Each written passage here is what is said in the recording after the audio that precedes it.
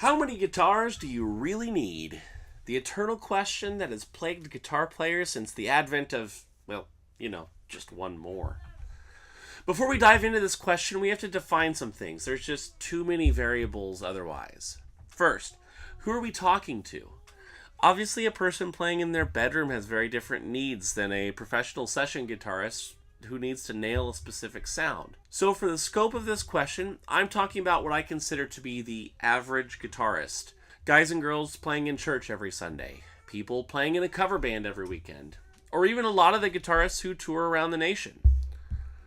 Secondly, we need to define what we mean when we say need.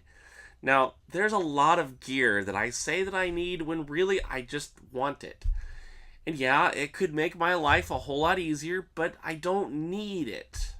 So for the purpose of this video, I will define need as whatever is necessary to get through a gig in spite of catastrophic failure.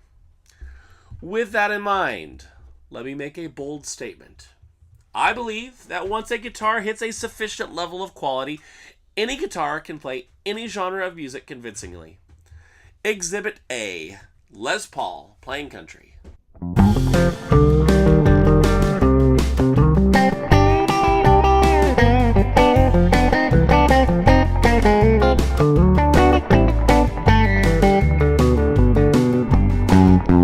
Exhibit B, Telecaster playing hard rock.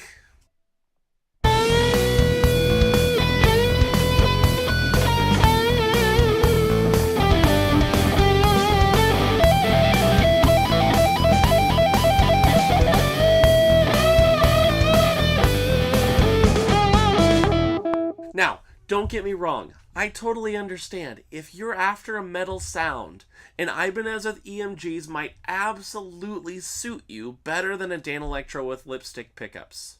So buy it. But after you buy that Ibanez, know that you can still get a convincing tone with it if you're asked to sit in with a jazz band. And then you can also take that same guitar to the blues gig that you were just asked to play. There are certainly other guitars that can get you closer to the sound that you have in your head and absolutely chase that sound when it makes sense financially. But the important thing here is that you don't need another guitar for another genre, or, more to the point, you don't need to wait until you can buy that other guitar to jump into those other musical styles. So, how many guitars do you need? After all of that, I bet you think I'm going to say one. Nope. Remember how I defined need above? Whatever is necessary to get through a gig in spite of catastrophic failure.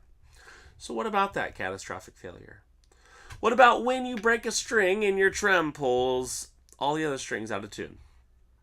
What if the volume pot picks the sound check to start dying? What if your input jack breaks a solder joint just when you plug it in for the first song?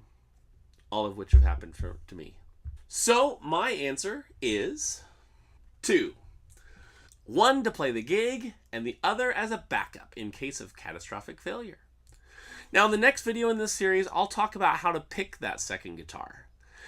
And if you like what you've heard here, please feel free to hit that subscribe button and the notification bell so you'll know when I post new videos. And just remember, sing your song, because you're the only one who can. See you next time.